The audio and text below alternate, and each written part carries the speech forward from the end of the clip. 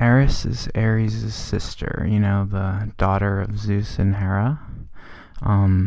Eris says fear. Eris says make a story that's just about a superhero or a sequel or a remake that tests well with males 18 to 35. Eris will make a detached story. She'll make a detached comparison to avoid credit or blame for any statement endowing the subject with an objective costume. Eris will be packaged in plastic and available at Safeway, while more expensive grass-fed versions will be available at Whole Foods. And for the super enlightened New Age yoga meditation, bleeding heart leaking mindset, some casualty of obsolete honesty concepts gleamed from a cursory glance at some sacred text written by a dead Asian man will grow fear. In your very zip code, Eris will assign number grades to letter grades. Reviews will be reviewed according to the unspoken tropes of reviewing. Illustration will be considered a novelty. Eris will play superficial people. She'll play superficial people with symmetrical faces on television, discussing their reactions in the present tense. When discussing past events, in a confessional booth, inspiring unread teenage girls in their early adolescence to post photos of themselves drinking alcohol and copy-pasting inspirational quotes to update their social media websites. Gil Scott-Heron said the revolution will not be Gil Scott-Heron said the revolution will not be televised, and the television will not be revolutionized because Eris will make writing irrelevant because of television, and TV is irrelevant because of the computer, because television will not be revolutionized. So Gil Scott-Heron was wrong even backwards. Eris replaces rewards. She replaces likes and bonus points and status updates, and replaces food with bars, nutrition bars. She replaces typing with word processors. She replaces war with war video games, and sex with sex images, and talking with calling, and then calling with texting, and then texting with a new form of texting. She will play banners drawn by Shepard Fairey depicting propaganda posters that say obey. How meta. They display superficial irony and mediocre street art that people will pay $50 for a gaudy t-shirt in a fashion boutique that imitates a thrift store aesthetic at a markup.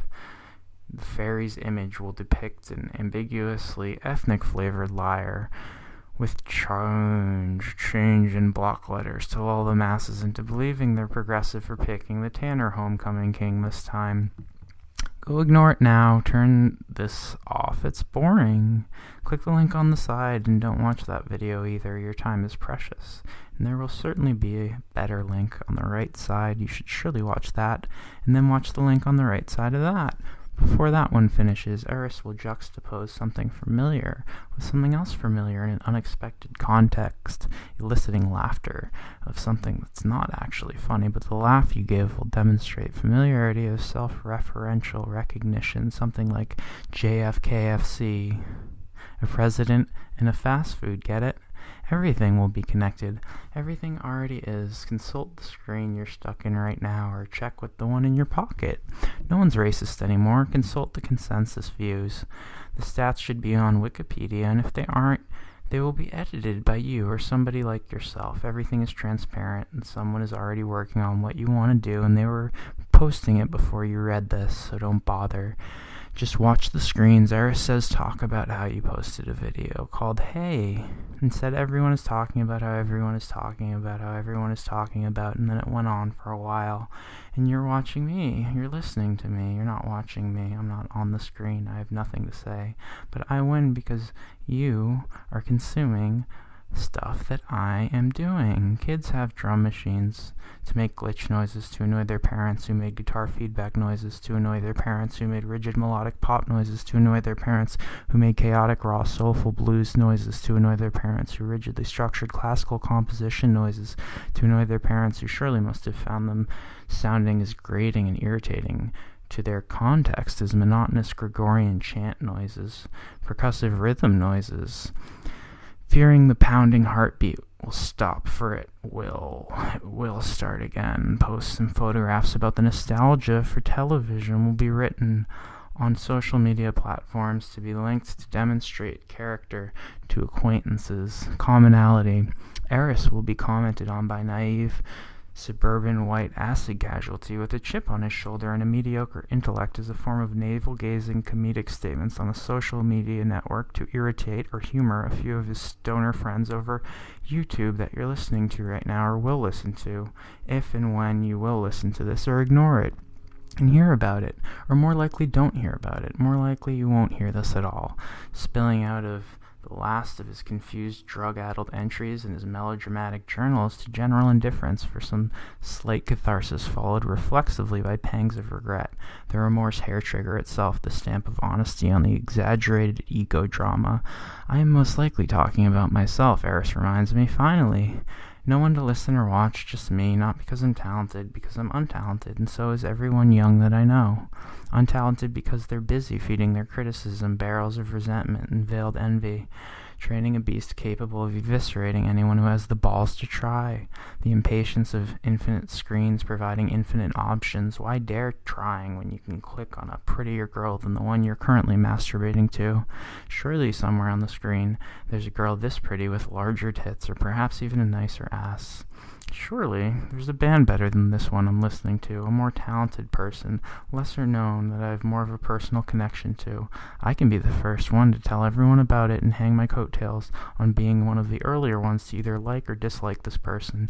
I get partial credit. How dare anyone try? Self-fulfillment itself is foolish. Just click the link.